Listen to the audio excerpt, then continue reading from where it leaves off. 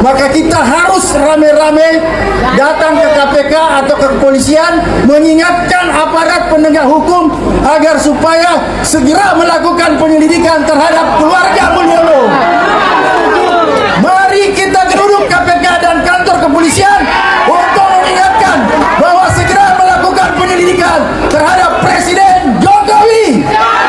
Siap? Adili Jokowi.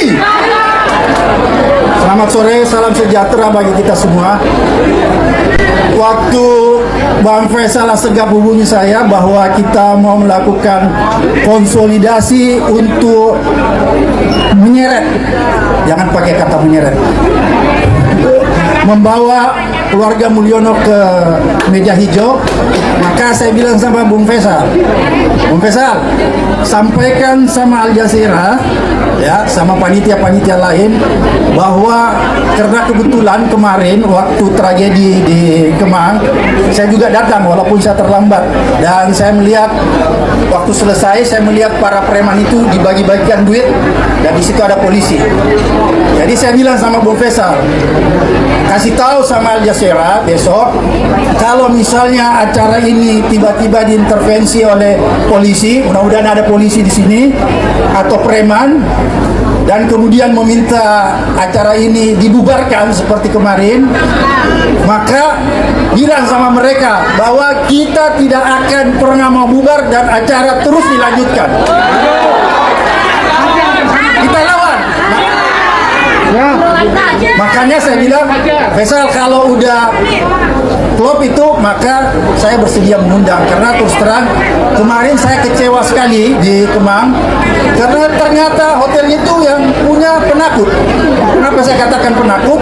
Ketika polisi sudah datang dan disuruh menghentikan acara itu dihentikan. Itulah yang terjadi kemarin. Padahal sebenarnya menurut saya nggak perlu dihentikan. Kalau pemilik ruangan itu tetap mengizinkan, kita tetap bisa melanjutkan acara. Tapi mereka takut dan tidak melanjutkan acara. Oke, itu yang pertama. Kemudian, Bung Rafli, karena waktunya singkat, saya ingin katakan begini, bahwa penyakit orang Indonesia itu mudah melupakan, satu. Kemudian kedua, mudah memaafkan. Oleh karena itu, saya khawatir bahwa setelah tanggal 20 nanti, ternyata kita semua yang ada di ruangan ini tiba-tiba lupa terhadap kejahatan yang dilakukan Jokowi. Jangan lupa ya. Oleh karena itu, supaya kalian semua tidak lupa dan kita berkomitmen di ruangan ini, siapapun yang ada di ruangan ini, kita harus konsisten. Guys, kalian tahu kan Abraham Samad itu tuh mantan ketua KPK periode 2011-2015. Akhir-akhir ini kan dia vokal banget tuh menyerang Pak Jokowi dan keluarga.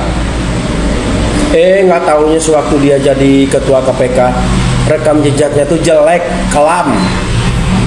Tahu nggak?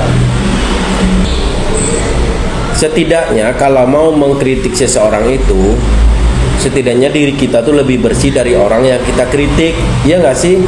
Ini Arfi, ini semacam hukum alam, memperlihatkan kepada kita semua bahwa hai rakyat Indonesia, kalian yang Anda cinta itu ternyata orangnya seperti ini. Kira-kira gimana? Ini pret. Lu bener-bener ya Samad ya, pakai bawa-bawa rakyat Indonesia lagi. Nih, waktu lu jadi ketua KPK, rekam jejak lu tuh jelek, kelam, tahu nggak? Lu sakit hati sama Pak Jokowi karena lu nggak terpilih jadi wakil presiden waktu 2014 kan? Waktu itu kan lu nyodor-nyodorin itu wakil presiden ke Pak Jokowi, dan akhirnya Mak Banteng pilih Pak Yusuf Kalla. Makanya dari situ lu sakit hati kan? Nih, gua bongkar nih rekam jejak lu. Jejak hitam Abraham Samad menjabat Ketua Komisi Pemberantasan Korupsi (KPK) periode 2011-2015. Abraham Samad pernah terlibat berbagai skandal dan kontroversi selama masa kepemimpinannya. Coreng citra KPK sebagai lembaga anti korupsi yang bersih karena skandal foto syurnya dengan deretan wanita cantik. Foto mesranya dengan Elvira Devinamira Putri Indonesia 2014, coreng profesionalitas seorang pejabat tinggi KPK.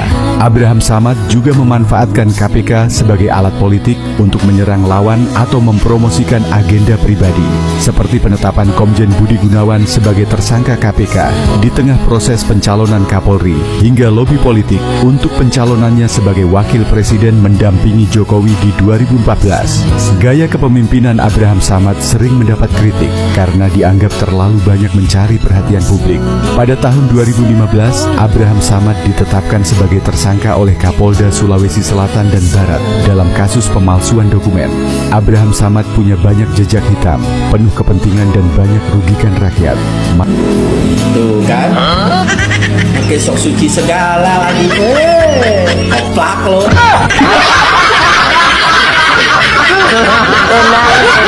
Ya teman-teman, itu tadi orasi dari Abraham Samad yang pernah menjabat sebagai Ketua KPK. Di dalam video pertama, Abraham Samad itu berapi-api berorasi di depan pendukungnya, entah itu pendukung asli atau bayaran kita juga tidak tahu ya. Abraham Samad mengatakan bahwa Jokowi harus diadili. Memang Abraham Samad itu masuk pada gerbong pembenci Jokowi. Memang mereka sudah mendata orang-orang yang sakit hati dengan Jokowi, kemudian dimasukkan di dalam satu barisan. Mereka mengkritik habis-habisan Jokowi. Tetapi sayangnya mereka itu mengkritik tapi tidak tahu diri. Kenapa saya sebutkan tidak tahu diri? Karena rekam jejak mereka itu kelam, jelek. Ya, nah kali ini Abraham Samad itu dibongkar rekam jejak yang kelam di masa lalu ketika menjadi Ketua KPK. Netizen mengkuliti Abraham Samad, di mana Abraham Samad itu bermain apem dengan seorang wanita, di mana waktu itu Abraham Samad itu menjabat sebagai Ketua KPK, dan tentunya ini sangat menjijikkan sekali, sangat ya. Orang mengatakan ya kelam lah gitu. Tetapi Abraham Samad dengan PD mengkritik Jokowi, ya, mengkritik Jokowi seolah-olah Abraham Samad itu orang yang paling bersih. Nah, kalau kita itu nyapu lantai, kalau sapunya kotor, ya tentunya lantainya itu tidak bersih tapi malah tambah kotor. Lantai yang kotor tambah kotor, lantai bersih malah jadi kotor. Nah, seperti itu yang terjadi pada para hater Jokowi.